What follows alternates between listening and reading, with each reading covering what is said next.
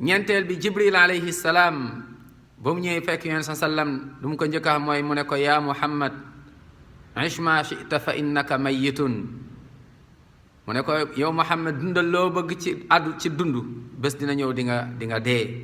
mu ne ko waa Muhammad ba léegi mu ne ko ahbib man shi'ta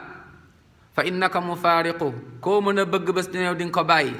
mu ne ko yow Muhammad mu ne wa'mal ma shi'ta fa innaka majziyun bi loo mën a jëf-jëfal nee na ci jëf loo jëf dinañ la ko fay mu ne ko nag ñeenteel mu ne ko wa'lam na nga xam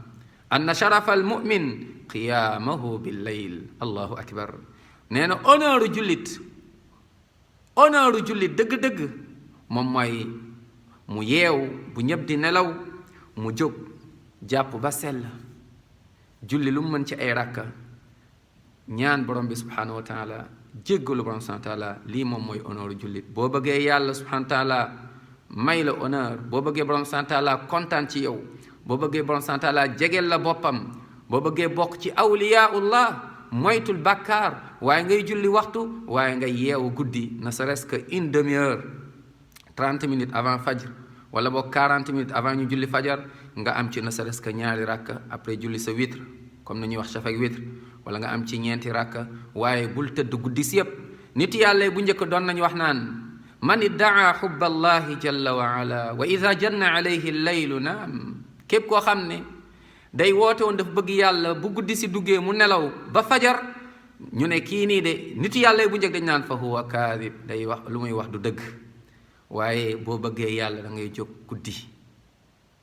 tatajafa junubuhum an il madaji yad'uuna rabbahum xawfan wa tamaa jóg guddi ñun ñëpp am ay problème nga ñaan borom sant la mu sàmm la sàmm say njaboot jógal ngay julli ñaan yàlla sujoot jooy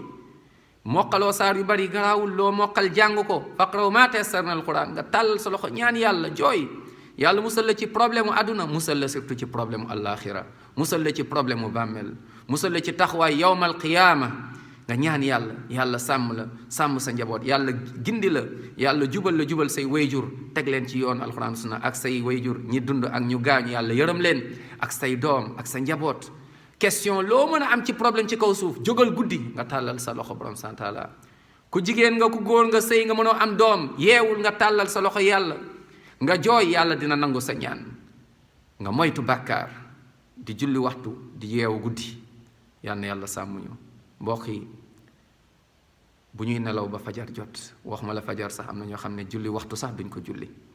ñoo xam duñu julli sax waxtu am ñoo xam bañ gëjee jàq ja yàlla rek a xam te nag bés dina ñëw jàq ja lañ lay yóbbu imaam daal di kàbbar ñeenti kàbbar allahu akbar fatiha allahu akbar salaatu ala nabi allahu akbar allahuma axfir la warham allahu akbar assalaamu aleykum ñu jël la yóbbu bàmmeel ya